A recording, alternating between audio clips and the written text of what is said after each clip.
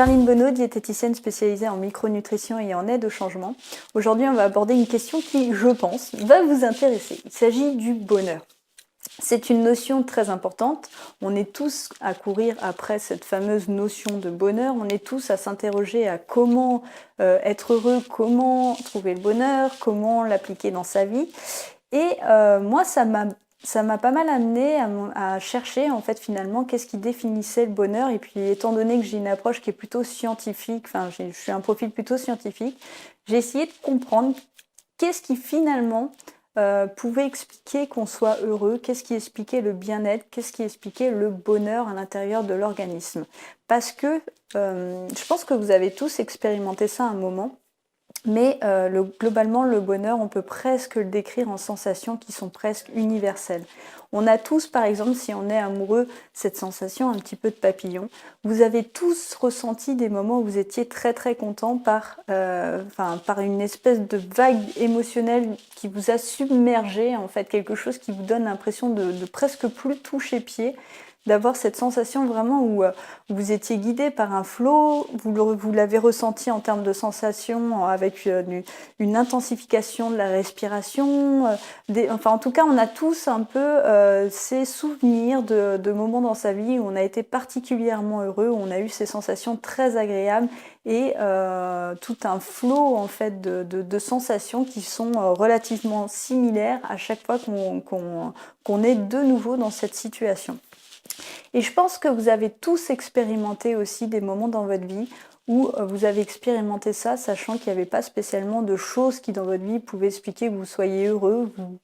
Vous avez tous à un moment vraiment expérimenté cette sensation qui est venue d'un peu vous ne savez même pas d'ailleurs qu'est-ce qui explique ça, et pourtant vous vous êtes senti d'un seul coup très très bien, vous vous êtes senti vraiment au top, dans les meilleures sensations, vous auriez pu dépasser des montagnes, vous auriez pu vraiment faire n'importe quoi dans cet état d'esprit. De même que vous avez sans doute senti à l'extrême les moments où vous étiez dans le même type de sensation, mais de manière négative, à des moments où vous n'alliez pas bien. Il y a sans doute eu aussi des moments dans votre vie où vous étiez bien, vous étiez heureux, mais malgré tout, vous n'aviez pas les mêmes sensations, vous n'étiez pas aussi... C'était pas aussi fort que dans les instants que je vous ai décrits juste avant, là, par rapport aux sensations par exemple d'amour, des choses comme ça, où on ressent ses papillons, etc.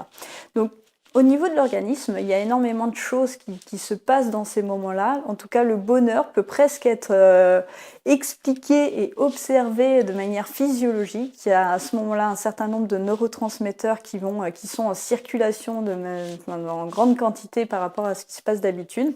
Et ces neurotransmetteurs, en fait, je voulais vous en parler aujourd'hui parce que ce que je voulais vous expliquer dans cette vidéo, c'est qu'il y a des moyens d'agir au quotidien pour booster ces neurotransmetteurs, ces hormones du bonheur qui vont vraiment, si vous le faites, vous allez voir, si vous le faites surtout plusieurs jours à suivre, vous allez voir que vous allez pouvoir artificiellement doper votre bonheur au quotidien. C'est ça qui est fou.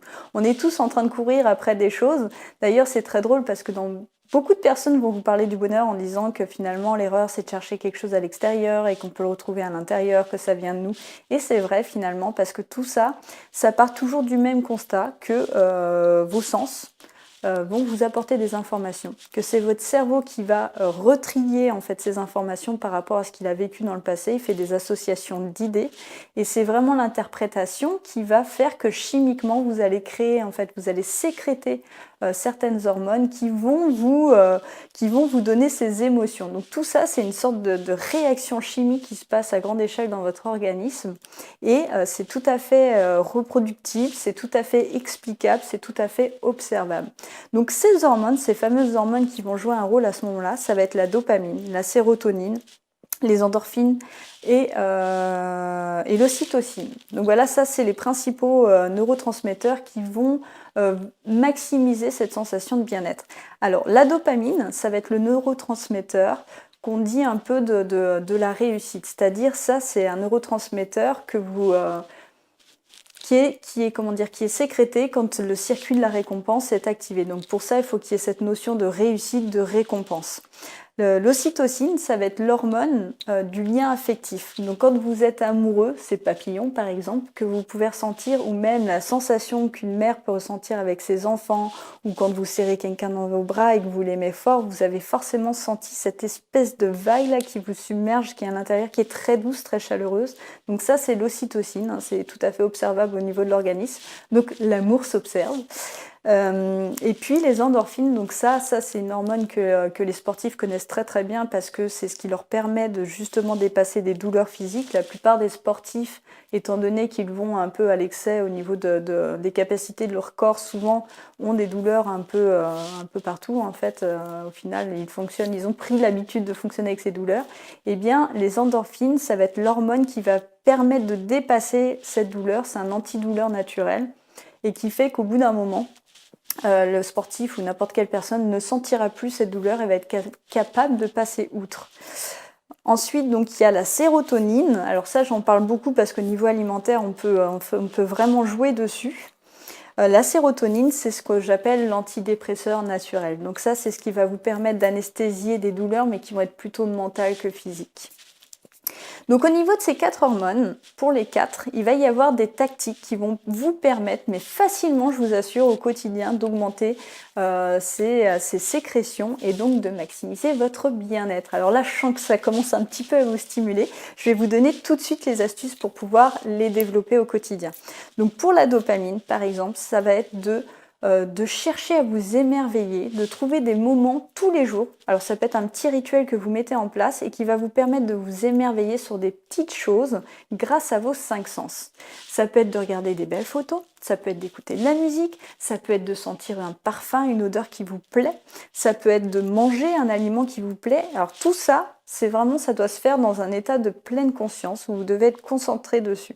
D'ailleurs, c'est vraiment pour ça qu'on parle de pleine conscience, de méditation de pleine conscience, ça repose exactement sur ça. Vous êtes dans l'instant présent et vous vous concentrez sur vos sens pour pouvoir maximiser finalement ces sensations et ainsi vous augmentez votre taux de dopamine, votre sécrétion de dopamine. Pour la sérotonine, donc là, ce qui va être important de faire, il va y avoir 2 choses qui vont jouer énormément. Il y a l'alimentation. Alors là, je ne vais pas rentrer en détail parce que j'ai fait des vidéos sur l'alimentation et comment augmenter donc la sécrétion de sérotonine.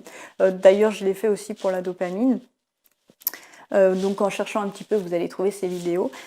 Ce que vous pouvez faire également, en plus d'avoir un régime alimentaire qui va permettre de maximiser la sécrétion de ces 2 neurotransmetteurs, c'est aussi mettre en place des choses comme une checklist ou une to-do list, là, peu importe le nom, sur lequel vous allez cocher tout simplement des choses que vous allez faire. Donc, le simple fait de lister des choses que vous avez à faire et de les faire, de suivre votre engagement, en fait, de respecter votre engagement et de les cocher, vous allez sécréter en fait plus de sérotonine tout simplement parce que vous allez augmenter votre estime de vous-même en retenant en fait vos engagements, en soutenant, en respectant vos engagements.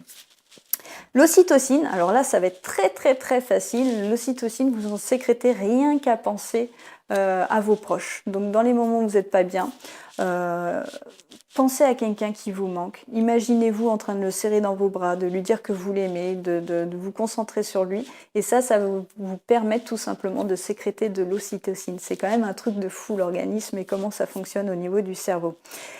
Le simple fait de se concentrer, de faire quelque chose pour autrui aussi, ça va être vraiment un moyen de maximiser son bien-être au quotidien parce que ça a été prouvé scientifiquement, le fait de faire d'apporter quelque chose de positif à quelqu'un, enfin aux gens de votre entourage, vous apporte plus de sécrétion de cette ocytocine mais des autres neurotransmetteurs que quand vous cherchez à vous faire du bien directement. Donc voilà, prenez soin de votre entourage et vous serez plus heureux. C'est ça la bonne nouvelle de ces découvertes. Et enfin, l'endorphine. Alors, ça, vous allez pouvoir l'augmenter tout simplement en mettant en place de l'activité physique dans votre vie. Donc ça joue aussi sur la dopamine. Donc voilà pourquoi c'est super important d'avoir quand même un petit peu d'activité physique tous les jours et de ne pas être dans une sédentarité parce que vous diminuez en fait la sécrétion de toutes ces hormones-là qui sont donc des antidouleurs, des antidépresseurs, des facteurs de récompense, en fait, de sensation de récompense. Donc toutes ces choses qui participent à augmenter votre bien-être au quotidien. Voilà, c'est tout pour aujourd'hui. On se retrouve demain pour une prochaine vidéo. N'oubliez pas qu'un changement alimentaire, ça passe par un changement global et que tout ça, ça repose sur un pourquoi fort. À demain.